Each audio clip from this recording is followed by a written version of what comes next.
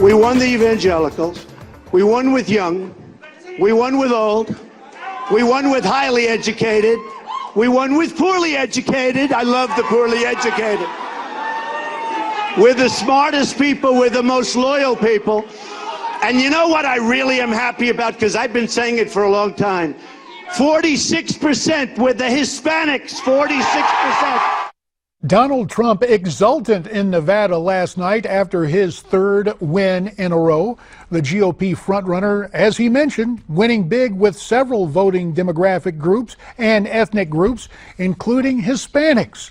Best-selling author Ed Klein writes in his latest column on our parent website, Newsmax.com, that Trump has the great ability to make friends and influence people. Almost sounds like Dale Carnegie. What is the appeal of Donald Trump? Well, joining us from Newsmax New York, the aforementioned Ed Klein, former editor-in-chief of the New York Times Magazine, and of course also the author of the book, Unlikeable, The Problem with Hillary.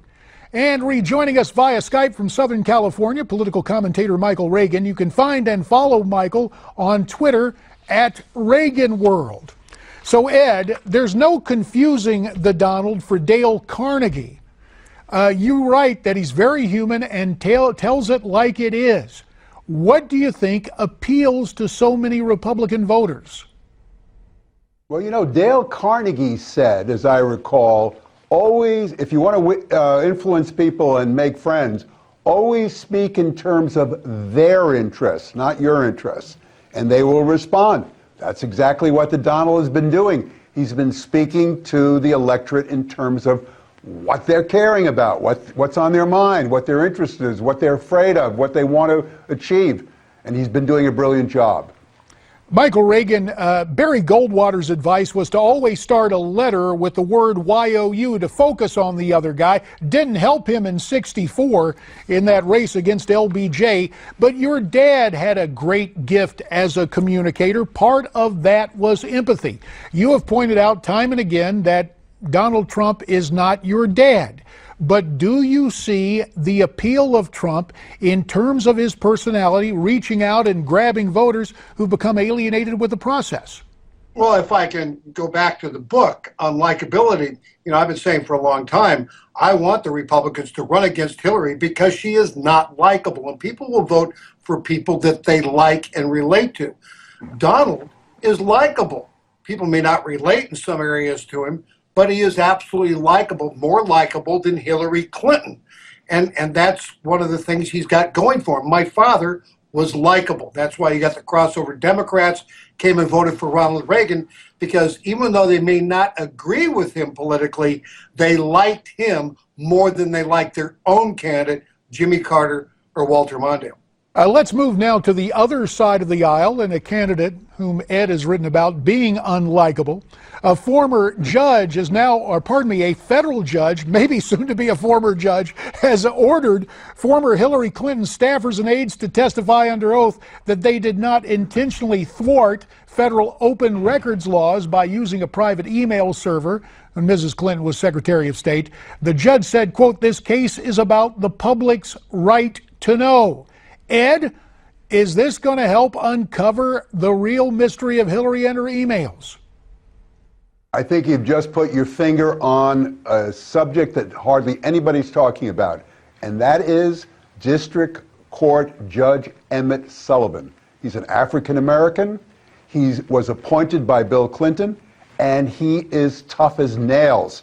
He once said to Hillary, or Hillary's lawyers, that we wouldn't be in this fix with this email scandal if a appointed official, meaning Hillary, if she had followed the rules, and she didn't follow the rules. He's very tough.